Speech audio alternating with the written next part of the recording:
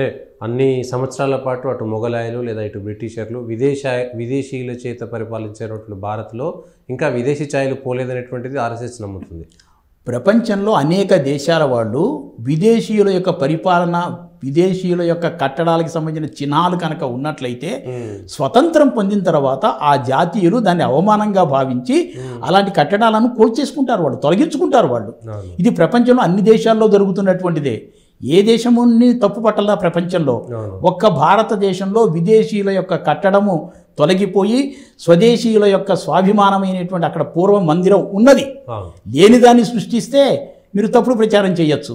అక్కడ మందిరం ఉన్నది, అది కూలగొట్టబడింది, దాని మీద మసీదు కట్టబడింది, గుమ్మటం కట్టబడింది అనేటువంటి దాన్ని విదేశీ భావ దాస్యానికి చిహ్నంగా ఉన్నది కాబట్టి అది తొలగించుకోవటం అనేటువంటిది ఒక స్వాభిమాన జాతి యొక్క లక్షణము.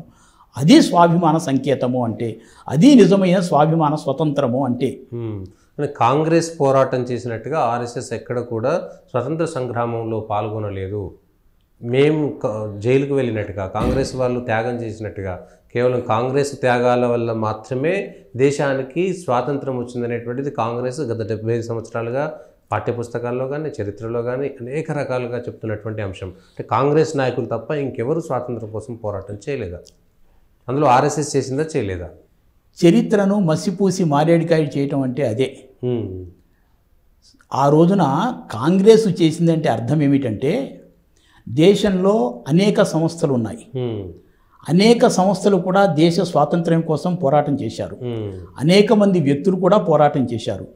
అయితే ఈ సంస్థలు కానీ ఈ వ్యక్తులు అన్నీ కూడా ఏం చేశాయంటే, ఆ రోజున స్వతంత్రం కోసం పోరాడేటువంటి నేషనల్ కాంగ్రెస్ దాని యొక్క ఆ గొడుగు కింద మాత్రమే అన్ని సంస్థలకు సంబంధించినటువంటి వాళ్ళు పనిచేసేవాళ్ళు.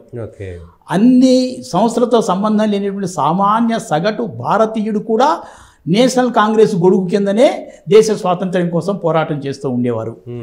ఆ విధమైనటువంటి పద్ధతిలో అనేక మంది ఉద్యమ పోరాటం చేసినటువంటి నేషనల్ కాంగ్రెస్ కింద పనిచేసినటువంటి కారణంగా నేషనల్ కాంగ్రెస్ కిందనే దేశ స్వాతంత్ర పోరాటం చేస్తూ ఉండేవారు. రాష్ట్రీయ స్వయం సేవక సంఘానికి కూడా ఉన్నటువంటి ఒక నియమం ఏంటంటే, రాష్ట్రీయ స్వయం సేవక సంఘం యొక్క ప్రధానమైనటువంటి కార్యపద్ధతి కానీ ఉద్దేశం కానీ సంఘటన, హిందూ సంఘటన చేయటం. ఆ హిందూ సంఘటన చేయటం అనేటువంటి ప్రధానం కానీ సంస్థాపరంగా ఏ విధమైనటువంటి ఉద్యమాలలో పాల్గొనకూడదు. కానీ దేశహితం కోసము సామాజిక కార్యక్రమాల్లో స్వయం సేవకులు స్వేచ్ఛగా స్వతంత్రంగా పాల్గొనవచ్చు అనేటువంటిది ఆ సంస్థకు ఉన్నటువంటి ఒక నియమావళి. కాబట్టి ఈ సంఘం ఏం చేస్తుంది అంటే సంఘటనా కార్యం చేస్తుంది, సంఘ శాఖలు నడిపించుకుంటూ ఉంటుంది, అదే సంఘం చేసేటువంటిది. కానీ దేశభక్తులుగా సంఘ శాఖల్లో తయారవుతున్నటువంటి వ్యక్తులు సమాజంలో అనేకమైనటువంటి సామాజిక కార్యక్రమాలు, అది స్వతంత్ర పోరాటం కావచ్చు, ఒక స్వదేశీ ఉద్యమం కావచ్చు, లేదా దేశ హితానికి సంబంధించినటువంటి ఏదైనా ఒక కార్యక్రమం కావచ్చు, వాటన్నిటిలో కూడా స్వయం సేవకులు పాల్గొనవచ్చు. ఉదాహరణగా చెప్పాలి అంటే 1930వ సంవత్సరంలో దండి సత్యాగ్రహం, ఉప్పు సత్యాగ్రహం ప్రారంభమైంది.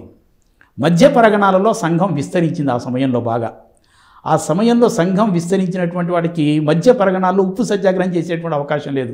అందుకని వాళ్ళు ఏం చేశారు, అటవీ సత్యాగ్రహం అనేటువంటి ఒక ఉద్యమాన్ని స్వీకరించారు. దానికి రాష్ట్రీయ స్వయం సేవక సంఘ నాయకులు డాక్టర్ హెడ్గే వారు నేతృత్వాన్ని వహించారు. అయితే సంఘ బాధ్యతలో వారు సరసంఘచాలక అంటే చీఫ్ ఆఫ్ ఆర్ఎస్ఎస్గా ఉండేవారు వారు. కాబట్టి ఆ బాధ్యతలో ఉన్నటువంటి వారుగా పనిచేయకూడదు, పాల్గొనకూడదు. ఒక స్వయం సేవక, ఒక భారతీయ పౌరుడుగా స్వయం సేవకులందరూ కూడా సామాజిక కార్యక్రమాల్లో, దేశ హితానికి సంబంధించిన కార్యక్రమాల్లో ఆర్ఎస్ఎస్గా పాల్గొనరండి.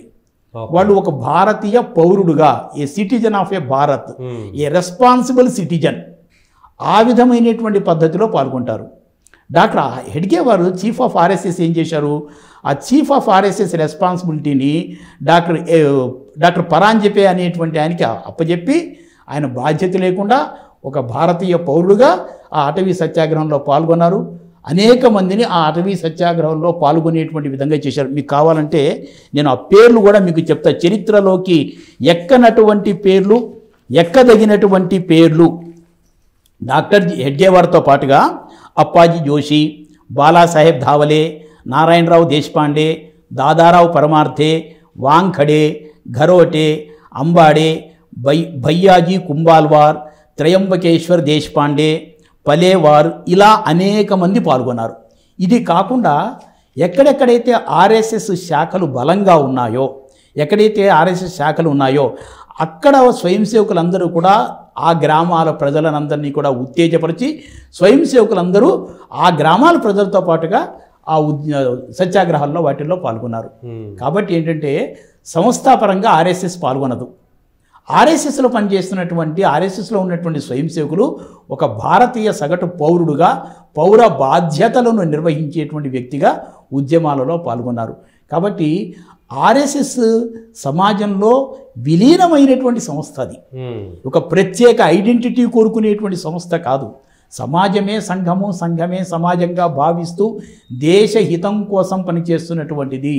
అందువల్ల సమాజంలో ఒక పౌరుడుగా ఆర్ఎస్ఎస్ స్వయం సేవకులు వేలాది మంది భారతదేశ స్వాతంత్ర్య ఉద్యమంలో పాల్గొన్నారు.